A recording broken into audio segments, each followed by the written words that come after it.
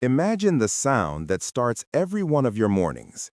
It's not the singing of birds or the rustle of the wind.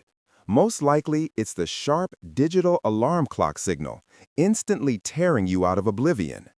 Then follows the sound of water in the pipes, the hum of the refrigerator, the vibration of phone notifications, the roar of an engine, the clatter of the subway, an endless stream of voices from podcasts or news.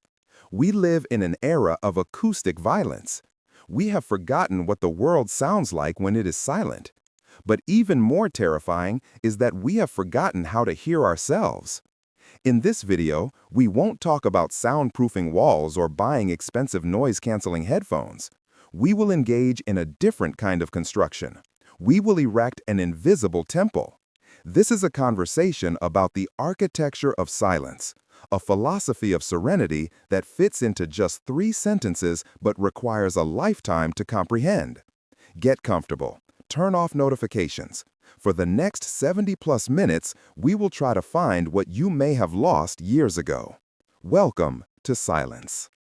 To understand the nature of silence, we need to go back, long before the invention of the smartphone and even the steam engine.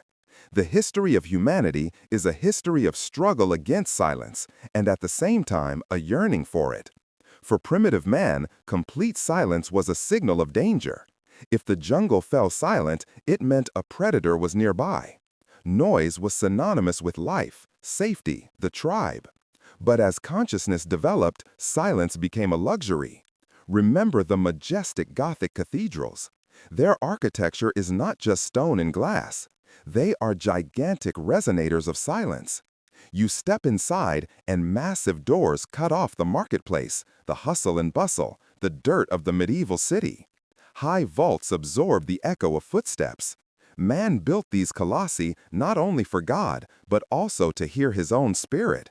Today, we have lost these spaces. Our cities are designed for movement, for transactions, for speed, but not for pauses. We experience a dread of silence that Pascal described with the phrase, "The eternal silence of these infinite spaces frightens me." Why? Because in silence, the scenery disappears, and we are left alone with the main actor, ourselves. And we often don't like this actor. Let's move on to the first sentence of our philosophy, the first pillar on which the architecture of silence rests. It goes like this: silence is not emptiness, but space. In Western culture, we are accustomed to perceiving silence as the absence of something, like the hole in a bagel. No sound means nothing. But look to the East, at the concept of ma in Japanese aesthetics. Ma is a gap, an interval, a pause that is not empty, but filled with meaning. In music, it is the pauses between notes that create rhythm and melody. If music consisted of a continuous sound, it would be an unbearable howl. Silence is a canvas. You cannot paint a picture without a canvas, and you cannot build a thought without silence. Great architects like Louis Kahn or Tadao Ando understood this literally. Ando's Church of the Light is a manifesto of silence, cast in concrete. There is nothing superfluous, only light cutting through the darkness. This is a physical embodiment of the idea that silence is an active environment. When you remove the superfluous, you don't impoverish the space, you charge it. Think about your apartment or room. How loud is it visually? Jammed shelves, blinking indicators, piles of things. All this creates visual noise that the brain processes just as ears process sound. The architecture of silence begins with clearing physical space. This is not a call for asceticism's sake. It's an understanding that every object in your field of vision demands a drop of your attention, taking a quantum of your mental energy. By clearing space, we create an external equivalent of silence that helps calm the inner storm. We must learn to perceive silence not as a deficit of sound, but as a surplus of space for being. This first sentence teaches us to respect pauses. In conversation, don't rush to fill awkward silence. At work, take breaks where you consume nothing. In these moments of doing nothing, your brain switches to default mode network. That's when insights are born. That's when experience is processed. Silence is not when nothing happens. Silence is when everything most important happens. Now we come to the second sentence, the second level of our architecture. If the first concerned the external world, the second is directed inward. It goes like this. To hear the world, you must quiet yourself. This is the most difficult part. You can go to a cabin in the woods, build a soundproof bunker, but if the Anxiety FM radio station is playing inside you, no external silence will be enough. We constantly engage in an internal monologue. We comment, judge, plan, recall grievances from 10 years ago. This internal noise is much louder than any jackhammer. The ego is the noisiest neighbor. It constantly demands attention, confirmation of its own importance, protection of its boundaries. The architecture of silence requires us to develop the skill of internal soundproofing. But how to do it? You can't just press the off button. Trying to forcibly stop thoughts only leads to their intensification. Here, Stoics and mindfulness practices come to our aid.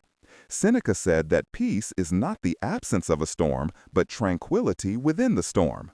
We must learn to be observers of our own noise. Imagine you are sitting by a river, and your thoughts are leaves or debris floating by. You don't jump into the river for every leaf, you just watch. Oh, there goes a thought about an unpaid bill, and there's a thought about saying something foolish at the party. You don't become that thought, you simply acknowledge its presence. This creates distance. In this gap between you and your mental noise, true silence is born. Modern neuroscience confirms. Constant stimulation of dopamine receptors, social networks, fast content atrophies our ability to be at peace. We have become addicted to noise like a drug because noise drowns out existential anxiety. To quiet yourself means to stop considering your thoughts as the ultimate truth. It means reducing the importance of your own self. When the self becomes smaller, the world around becomes more audible. You start to hear nuances in the voice of your interlocutor, not just waiting for your turn to speak. You start to hear music, not just background noise. And finally, the third sentence, the pinnacle of our architecture, a synthesis of the external and internal. It goes like this. Truth resides in what is unsaid. We live in a culture of words, explanations, disclaimers, and footnotes. It seems to us that if something is not named, it does not exist. But the deepest experiences of human life, love, grief, reverence, catharsis, always lie beyond words. Wittgenstein ended his Tractatus Logico-Philosophicus with the phrase, "Whereof one cannot speak, thereof one must be silent." This is not a prohibition on speech, it is an acknowledgement of the limitations of language. The architecture of silence teaches us to look for meaning between the lines. Remember moments of greatest intimacy with another person. These are not moments of heated arguments or confessions. These are moments of shared silence, when words become superfluous, crude crutches.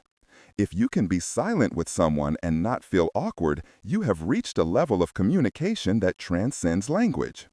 The third sentence calls us to the practice of noble silence. This is not necessarily a vow of silence in a monastery.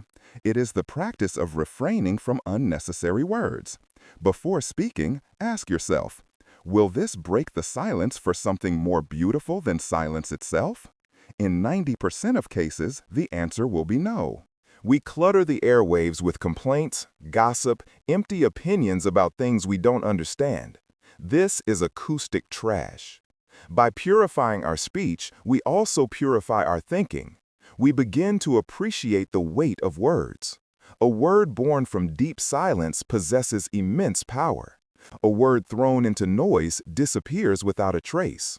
Truth resides in what is unsaid, because it is in the inexpressible that the mystery of being is hidden. We try to talk away death, talk away fear, talk away uncertainty. But the architecture of silence invites us to enter this uncertainty with an open visor, to accept the fact that we cannot understand everything and cannot name everything.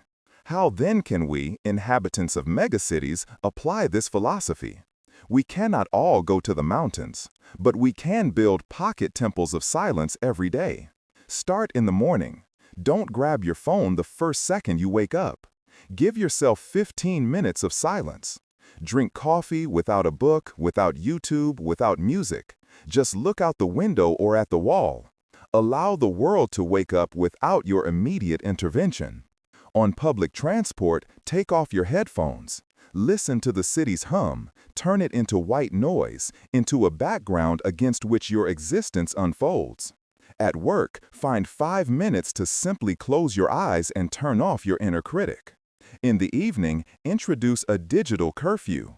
An hour before bed, screens go dark. This is time to return to yourself. This construction does not require bricks and cement. It requires will and attention. We have discussed 3 sentences. First, silence is space, not emptiness. Second, to hear the world, you must quiet the ego. Third, truth lives in pauses. Together, they form the foundation, walls, and roof of your personal temple of serenity. Why do we need this? Not to become more productive, though that will happen. Not to reduce cortisol, though that will also happen. But to get your life back. Life passes very quickly, and in the noise it flies by unnoticed, like the landscape outside the window of a high-speed train. Silence slows down time. It makes the moment dense, palpable. In silence, you don't just exist, you live. You feel the texture of reality. In conclusion, I want to offer you an experiment. When this video ends, don't turn on the next one. Don't read the comments. Just sit in silence for exactly 1 minute. Listen to the echo of what you've heard. Feel your body's contact with the chair. Listen to your breath. Perhaps in this minute, you will hear something more important than all the words I've spoken in the last hour. The architecture of silence is a project that never ends. Every day we rebuild these walls to protect the flame of our consciousness from the winds of chaos. And this is perhaps the most important construction in our lives. Thank you for being here. Thank you for listening. And now, listen to the silence.